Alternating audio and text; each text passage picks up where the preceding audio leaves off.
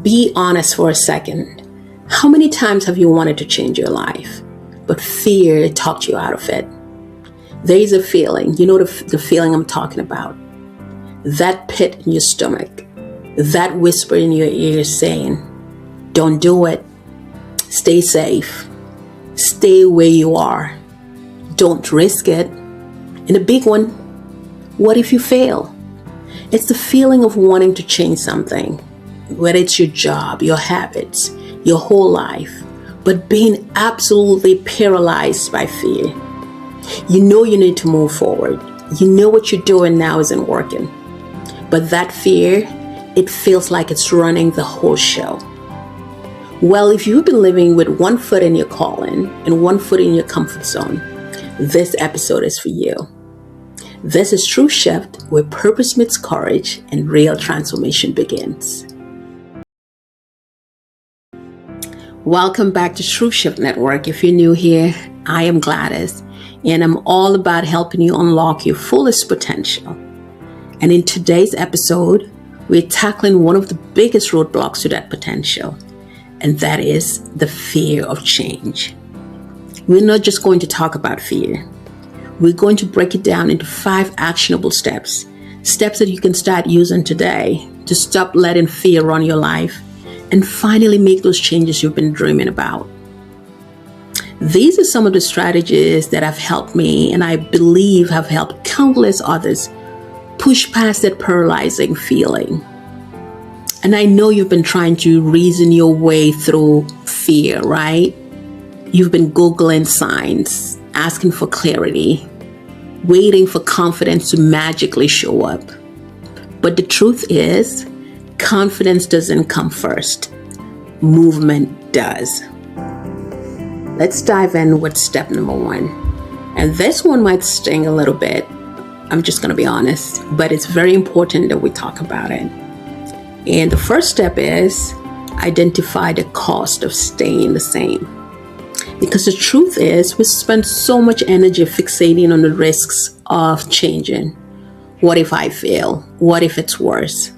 But we rarely ask, what is it costing me to stay exactly where I am right now? Think about it. If you don't leave that soul-crushing job, what does your mental state look like? If you don't start that side hustle that you've been talking about all this time, what opportunities are you missing out on? Because often the pain of remaining stuck is far greater than the temporary discomfort of growth. When you truly acknowledge the cost of inaction, staying put suddenly feels like the risky option. And that gives you the feel that you need to move. Step number 2, name the fear. Not the polite one, not the socially acceptable one, the real one. Are you afraid of failing? Or being alone? Or starting over? Disappointing people? Or losing control? Because fear grows in silence, but it shrinks when you tell the truth. I had to admit that my fear wasn't just about stability. It was about identity. Who would I be if I stopped being who everyone expected me to be? When you name it, you take away its power. It's like shining a light in a dark room. Suddenly, it's not so scary anymore. Step number 3, shrink the step. Here's a mistake we all make. We try to jump off a cliff immediately. No wonder fear screams at us. So shrink it down. If the big change feels like jumping off a cliff, don't jump. Build a staircase, one tiny step at a time. This is where most people get stuck. They try to go from 0 to hero overnight. Let's say you're scared to change careers, right? Don't quit your job tomorrow. Your tiny step could be spending just 15 minutes tonight researching a new industry, or sending one LinkedIn message to someone in that field or industry. If you're scared to start working out, your tiny shift is putting on your workout clothes, not running a marathon. When you shrink the change until the fear disappears, that's when you build momentum. Each tiny step is a win.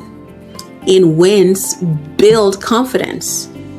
Remember, consistency beats intensity any day. Step 4, put the worst case scenario in perspective. This step is powerful to help you dismantle that vague looming dread you have about change. Our brains are masters of imagining disasters. You know that. We carry around this huge, undefined cloud of fear. And because it's vague, it feels unstoppable. So I want you to do this. Grab a piece of paper or open a note in your phone. Write down exactly what you're afraid will happen if you make this change. Now I want you to be specific. What's the absolute worst case outcome? Now, beside that, create a rescue plan. If that worst case scenario did happen, what would you do? Who would you call? What's your backup plan? Because once you have a concrete plan for the worst case scenario, that vague fear, it loses its power. It becomes a manageable problem, not a terrifying unknown. And step number 5, assess your inner circle. Change is hard enough as it is, so you cannot afford to have energy vampires in your life telling you why you'll fail, why it's a bad idea, or why you should just stay realistic or normal. Look at the people you spend the most time with. Are they celebrating your desire for change, even if they don't fully understand it? Or are they reinforcing your fears? This doesn't mean you're going to ditch everyone, right? But it does mean you actively seek out people who've already made the kind of change you're afraid of. So I want to encourage you, find one person who embodies the growth you want. Their normal, right, will suddenly become your possible. So surround yourself with inspiration and not hesitation.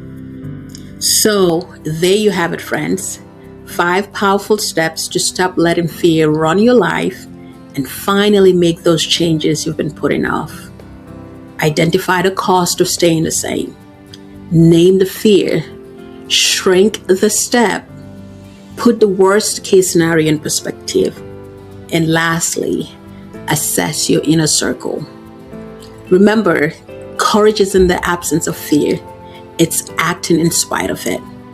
And you are so much stronger than you think.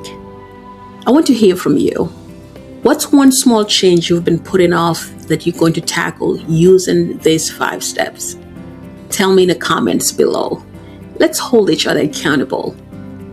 And if this video helped you, please hit that like button. Subscribe if you haven't already. And turn on notifications so you don't miss future episodes. And if you happen to know someone who's been shrinking, settling, or second-guessing themselves, share this episode with them. You might just be the confirmation they've been praying for. Thank you for spending this time with me today. Until next time, be kind to yourself, be brave with your calling, and always remember, you don't need permission to become who God already designed you to be. Bye-bye, friend.